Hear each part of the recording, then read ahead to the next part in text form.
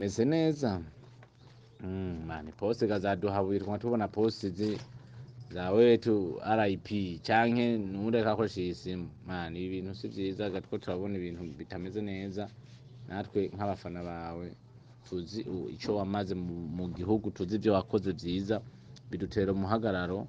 أعوذ بالله من الشيطان الرجيم بسم الله الرحمن الرحيم تحسن سبذ الملك والملكوت واعتصمت بالعزة والجبروت الجبروت الجبروت الجبروت الجبروت الجبروت الجبروت الجبروت والجبروت الجبروت الجبروت الجبروت الجبروت الجبروت والجبروت وتوكلت على الملك الحي القيوم الحليم الذي لا ينام ولا يموت دخلت في حرز الله دخلت في حفظ الله دخلت في أمان الله بحق كافها يا عين سعد كفيت كفينا كفيت كفينا كفيت كفينا كفيت كفينا كفيت كفينا كفيت كفينا كفيت كفينا وبحامي وعيس القاف هميت همينا وبلا حول ولا قوة إلا بالله العلي العظيم اللهم إني أسألك باسمك الجبار الذي تجبرت على جميع خلقك. Yes, 1 2 1 2 1 2 1 2 1 2 1 2 1 2 1 2 1 2. Yes, hera bakunzi ba Dr. Swale Online TV murahamugwe neza mumeze neza ni Bobo sana ke tubemeze ntambwa nimwe ndabakunda cyane na cyane abantu bakurikirana ibiganiro vyacu Imana ibampezagirire ibahumugisha Imana ni nziza na burya Imana ariyo yatumye umwanya wewe uhemuka impwemu z'abazima. Hari benshi bapfuye ariko wowe uhemuka impwemu z'abazima. Uyu munsi rero ndi mu biro vya Dr. Swale Online TV ku nkuru zimwe twagiye turonka turavuga ati izi nkuru reka tuzisangiza abandi. Ngo nabwire bene data muri iyi minsi turi mu minsi igoye aho usanga umuntu bamwanditse RIP, aho usanga umuntu bampostinze ngo yapfuye. Byukuri ivyo bintu byabaye ibintu birengeye, byabaye ibintu abantu bibarengeye gose kuko tugaje kuraba post nyinshi z'abantu usanga umuntu bamwanditse ko RIP, bigaduha umwanya munini wo kurondera inkuru nyakuri kugira ngo turonke ubuhamya bukwiye. Nuko rero tumaze iminsi tubona ko banditse kwa Joaquin Smith bandika ko RIP ku mafoto yiwe, na cyane abantu benshi baragerageje kumbaza barambaza ati wewe kuri umujournaliste bimeze gute ko tubona RIP ya Joaquin. Ndavuga ati reka nsesangura inkuru, reka ndondere inkuru, reka ndondeze menye ukuri kuko twe turi hano kugira ngo tumenye ukuri aho kuri, kugira tuvuge ukuri aho kuri. Akira gatebe kawe rero icara kugira ngo wumve ukurutira amatwi, wumve ukuri aho kuri. Muri uwo mwanya ndi mu biro bya Dr. Swale Online TV nagerageje kuvugana na Joaquin Smith, ndamubaza iyi nkuru tuko turumva narijya umuntu yapfuye murabizi ko mudashobora kuyaga, ariko je namubajije iyo mbonye ko turayaga kuri Facebook, WhatsApp na Instagram.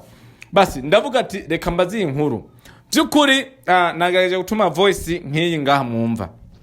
Hello Joaquin, mambo vipi? Uko fresh? Unaongea na Bobo, meze neza mani poste kazaduhabwirwa tubona poste za wetu RIP canke nureka akoresha isimu mani ibintu si vyiza gatwo turabona ibintu bitameze neza natwe nk'abafana bawe tuzi ico wamaze mu gihugu tuzi ivyo wakoze vyiza bidutera umuhagararo.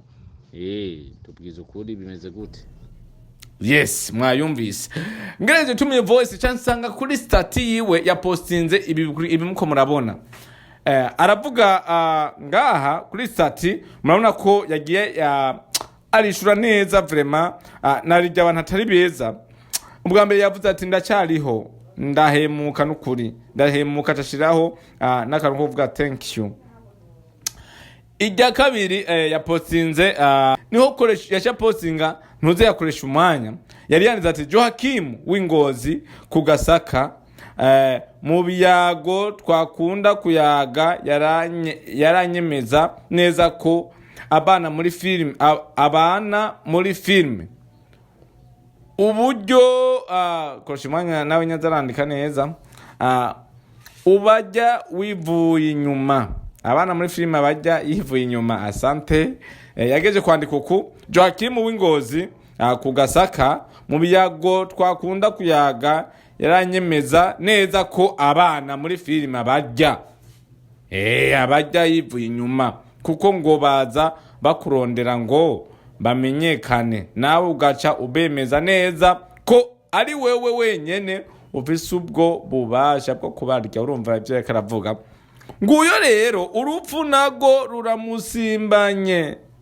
Urumva iri jambo n'ukuri bakunzi ba Dr. Swalonani TV, ibintu birambabaje. Nguwo rero urupfu nago ruramusimbanye, ariko sindabizi neza yakanditse ako kantu. Urumva koresha imana Imana muhezagire, ariko sindabizi neza. Urumva mu nyuma niyo yaje avuga ngo yavuze ko sindabizi neza ico menya co. Sawa, ico amenya co, koresha umwanya. Sawa, Imana muhezagire, koresha umwanya. Ico menya neza yacavuga ngo ico mwomenya co nuko abana b'Ingozi baryoshe cyane. Ayo niyo majambo koresha imwanya yakoresheje mu kuvuga ko abana b'Ingozi baryoshe cyane, ariko kandi aravuga ati sindabizi neza ko yoba yapfuwe. Hano yaciye amwishura byihuta, umunsi nabuze koresha umwanya nzobabara bro, urantwengeje. Urumva ko akiri muzima. Amashimwe novuga ati Imana imuhezagire, na cyane cyane amashimwe ari ku Mana. Yaciye yongera postinga Joachim Smith avuga ati Yesu ni mwiza, byukuri ni mwiza. Mugaje kuraba Yesu ni mwiza vraiment. Abantu baragupostinga bakavuga ibintu byinshi, wapfuye wagizene, ariko Yesu akura neza. Nababwire iyi nkuru ntimuyifate minenego. Twebwe abantu bose ba journalist twatwize kweri ko tubuze umustar akomeye. Muramuzi Joachim yakoze ibintu byinshi, na cyane cyane n'ibintu byinshi yakoze, filme nyinshi zabaye hit. N'umuntu tugitegemeye, n'umuntu tukirindiriye, n'umuntu twifuza ko yoshika kure, ariko bakora postinga ko yapfuye. Murumva vraiment ibintu byo turiyamiriza, ibintu byo gupostinga umuntu ko yapfuye. Mu nyuma ya postinga iyindi posti avuga ngo yavuze neza ko Imana imifuse ko umugambi, Imana ifise ko umugambi ntaraheza mission Imana yantumye nzoba ndibereyeho. Byukuri Imana guhezagire mutama, Imana imufitiye umugambi koko. Nivyo izo ni post yagereje gupostinga kugira ngo abantu mumenye ivyo mukora byose mumwifuriza nabi, byose ni zero. Ivyo mukora byose mumwifuriza nabi, byukuri ivyo nubusa. Ni Joachim Smith yagereje kubereka ko akiri muzima, nanamurondeye ntagerageje kunyishura, ariko kandi stati ziwe zaciye zimpa response ikwiye.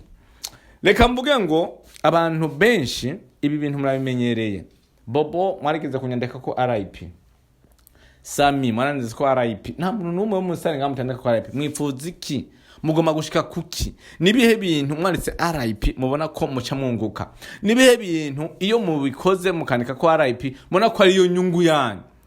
Ariko ndavuga ngo byukuri ibyo bintu birakwiye guhagarara.